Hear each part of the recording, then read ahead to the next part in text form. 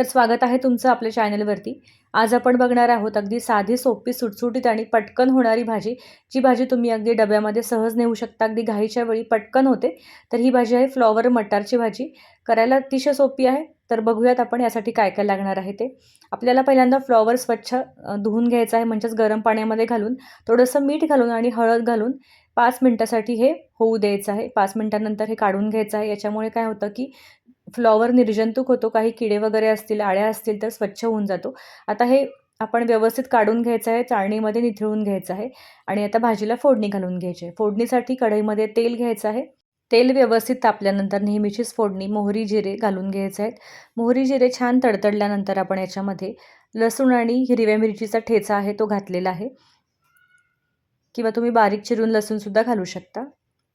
आता छान परतल्यानंतर मस्त सुवास आल्यानंतर याच्यामध्ये हिंग घालून घ्यायचा आहे थोडासा आणि त्याच्यानंतर 2 टोमॅटोची प्युरी घेतलेली आहे, ती याच्यामध्ये घालून घ्यायची आहे. टोमॅटोची प्युरी केल्यामुळं भाजीची ग्रेव्ही छान होते, दाटसर होते आणि एकसारखी तयार होते. आता हे टोमॅटोची प्युरी परतताना आपल्याला एक-एक मसाले घालून घ्यायचे आहे. हळद, धने पावडर, लाल तिखट घालून घ्यायचं आहे आवश्यकतेनुसार आणि त्याच्यानंतर किचन किंग मसाला इथं मी घातलेला आहे किंवा सब्जी मसाला तुम्ही घालू शकता. यामुळे भाजीची चव जरा वेगळी लागणार आहे. मसाले घातल्यानंतर छान ग्रेव्ही परतवून घ्यायची आहे. तेल सुटेपर्यंत आपण हे हलवून घ्यायचं आहे. आता याच्यामध्ये मीठ घालून घ्यायचं आहे आवश्यकतेनुसार आणि थोडंसं परतून घेतल्यानंतर आपण याच्यामध्ये फ्लॉवर आणि मटार घालून घेणार आहोत. या इथं बघू शकता मस्त ग्रेव्हीला छान तेल सुटलेलं आहे. तर ही भाजी करताना सगळ्यात महत्त्वाचं म्हणजे हा मसाला परतणं आहे. जितका छान मसाला तुम्ही परताल, तितकी भाजीची चव छान लागणार आहे. अशा पद्धतीनं छान तेल सुटेपर्यंत, कलर बदलेपर्यंत बारीक आचेवरती हे होऊ द्यायचं आहे. आता याच्यामध्ये फ्लॉवर आणि मटार घातलेले आहेत. आता फ्लॉवर आपण जो उकडून घेतलेला होता, चाळणीमध्ये निथळत ठेवल्यानंतर थोडासा शिजून जातो. आता हा आपण याच्यामध्ये घालून घ्यायचा आहे आणि इथं मटार घेतलेले आहेत किंवा वाटाणा घेतलेला आहे.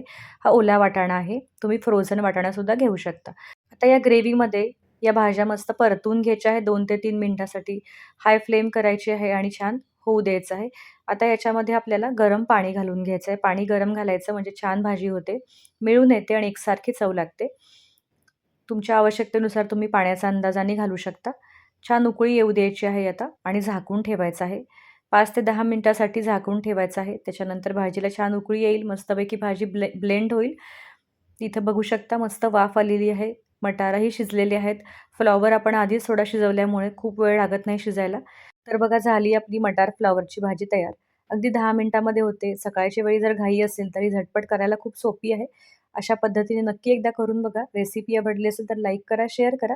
चॅनलला सबस्क्राईब करायला विसरू नका. भेटूया अशा छान-छान रेसिपींसोबत. तोपर्यंत धन्यवाद.